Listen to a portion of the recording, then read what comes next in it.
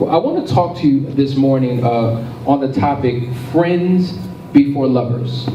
Okay? Friends before lovers. Now, it's quite interesting that we live in a society where the world really glorifies the lover. They really glorify sexuality, eroticism, passion, and all things that are lustful and all things that are sensual, and they do not put as much of a value on friendship. And when you think about the world and how the world goes about entering into their relationships, I kind of created two pyramids that are upside down to one another. But when you look at how most people in the world, not all but some, enter into what they call committed relationships, oftentimes it starts off very sexual. According to the statistics, the average single engages in sex anywhere between the third week or the third date or the sixth week of knowing one another. And so oftentimes they're not relationships that they're entering into, but they're sex ships. Now, if that goes well, and they figure that they want to take it to another level, then they begin to incorporate the emotional. I find it quite interesting that we have no problem giving our body away. We have no problem sharing our bodies, but we have a problem sharing our mind and our emotions and our heart. And so typically, this happens very quickly. This takes a period of time. If this goes well, we then transition into another level, which is the intellectual. So after we've given our body away and after we've shared some thoughts and feelings and emotions, we then begin to unpack, tell me about yourself. What do you like? What are your interests? And therefore, the intellectual is incorporated. And then if that goes well, and we're transitioning into what we will call a committed relationship, then we get married, say I do, invite God to the ceremony, and that's when we bring in the spiritual. Okay? But it usually just lasts for the ceremony, and then God is told to go back from whence he came. This is the foundation of a worldly relationship. But when we think about a godly relationship, a biblical relationship, really the foundation should be spiritual. That's right. That's right. Right? So anytime you're engaging in long-term committed relationship with someone, there should be a spiritual foundation about what you two come together, and that becomes the core and the crux and the foundation of your union. Once the spiritual is intact, then you begin to enter into the emotional. Once you begin to share feelings for one another, then it should transition into, this is actually backwards. This should be intellectual. The next one is intellectual, all right? That is when you're taking the time to know someone, okay? After the intellectual, then it becomes more intimate, and you transition into the emotional, and then you consummate the marriage by incorporating the sexual. Does this make sense? Yes. Now, if we remove the sexual from both equations, this here represents what a solid relationship should look like, what a solid friendship should look like. As I say, every relationship on the planet Earth, whether male-male, female-female, or male or female, is based upon some form of attraction. There's something that draws you to that person. There's some commonality. There's something that you share. And oftentimes that is developed, these soul relationships. There can be healthy soul relationships. Oftentimes these soul relationships, soul is where the mind, the will, the emotions, the intellect reside. These soul relationships form the foundation for a healthy relationship. When I think about some of my best male friends, we connect emotionally, intellectually, and quite a few of them spiritually. And as individuals, even outside of the realm of our marriage, all of us should have soul relationships with members of the same sex. Yeah. Those are healthy relationships. Right. Damon and I are friends. We were friends before we even started Legacy Church Atlanta. We have become friends since the beginning. We are now forming friendships and relationships, and a lot of those relationships are healthy. Many of the women in this room are beginning to form true friendships. I find it interesting that oftentimes we place more value on friendships outside the marriage than we do friendships within the marriage. Wow. So the Bible is replete with many biblical examples of true friendship. Because at the end of the day, when I talk about friends, I'm not talking about your Facebook friends. Currently, right now, I have around 4,967 Facebook friends, but I know about 50 of them. Right. So they're not really in-depth relationships. They're shallow, they're surface, they're online, and there's no true connection. But when you have a true friend, it is someone that you have a union and a bond with, something that you can share something with. Because every Oscar has got to have a Felix. All right. Did I miss some of you? That's the odd couple, right? Some of the older folks remember that show. Every Laverne has got to have a Shirley. That's right. That's right. Every Martin has got to have a Tommy. All right. All right. Every Gina's got to have a Pam. All right. Every David has got to have a Jonathan. All right. If you would turn with me to the book of 1 Samuel. 1 Samuel, the 18th chapter. In this particular chapter, they begin to unpack the relationship that David had with Jonathan. This was a very peculiar relationship.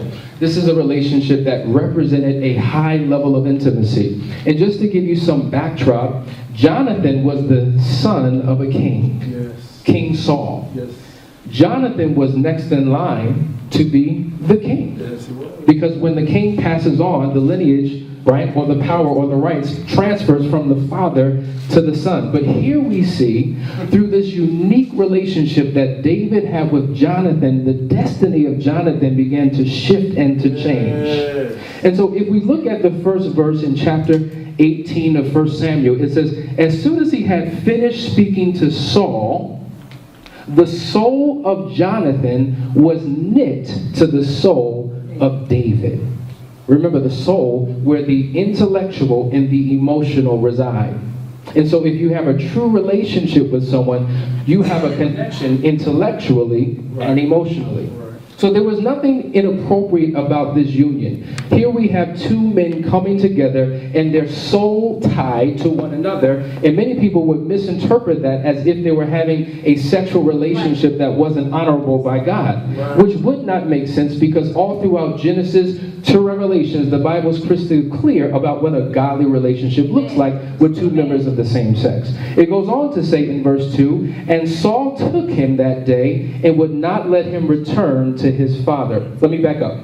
The soul of Jonathan was knit to the soul of David, and Jonathan loved him as his own soul. Doesn't the Bible say to love your neighbor as you love yourself? That's right. So there's nothing inappropriate about this union. It's very typical in terms of the eyes of God. Verse 2 again, and Saul took him that day and would not let him return to his father's house. Verse 3, then Jonathan made a covenant with David because he loved him as his own soul. There are gentlemen in my life who have been with me since my early 20s who I have formed a covenant relationship with. And so that means regardless of how much time passes, regardless of what your geographical location may be, you can be spread out all over the world. When you are in covenant, it is a bond that binds you together.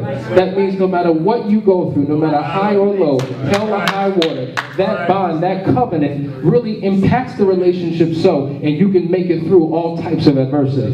Does that make sense? Yes. So in marriage, God requires that we enter into covenant.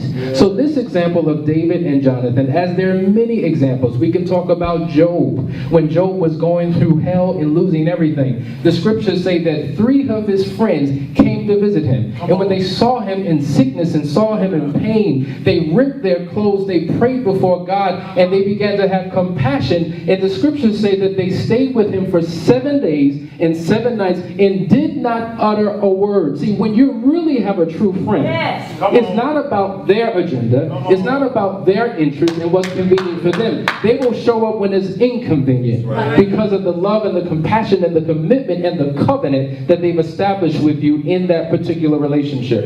And so here we see, going back to the story of Jonathan and David, verse 4, it says, and Jonathan stripped himself of the robe that was on him and gave it to David, and his armor, and even his sword, and his bow, and his belt.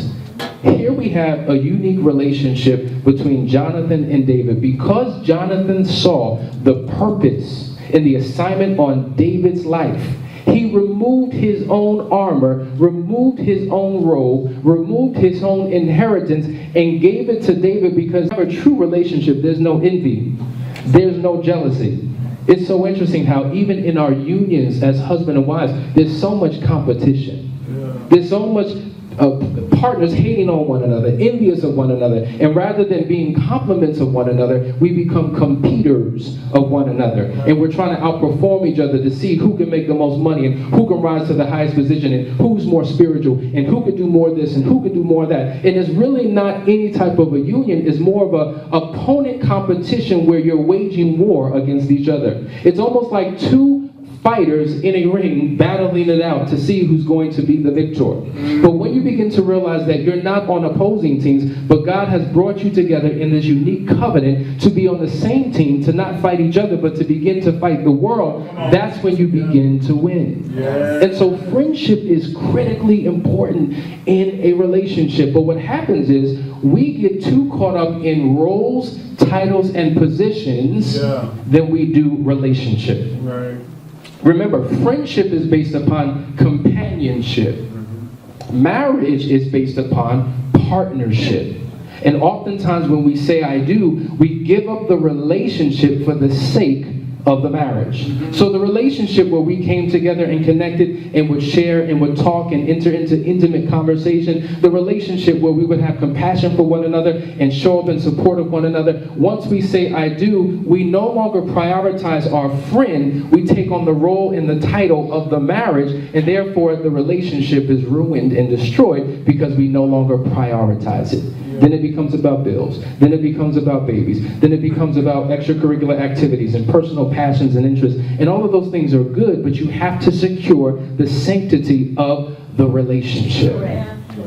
There was an ad that was placed in Craigslist. I found it quite interesting. There was someone who was in search of a best friend. This is an individual who was married and did not have the friendship that he thought that he should have. And so as a result, he went, if I can delete this, he went into Craigslist and took out an ad in search of a friend. And so I pulled this ad up because I wanted to read it, because the description of what he was looking for, he was lacking in his own marriage. And so this is what it says.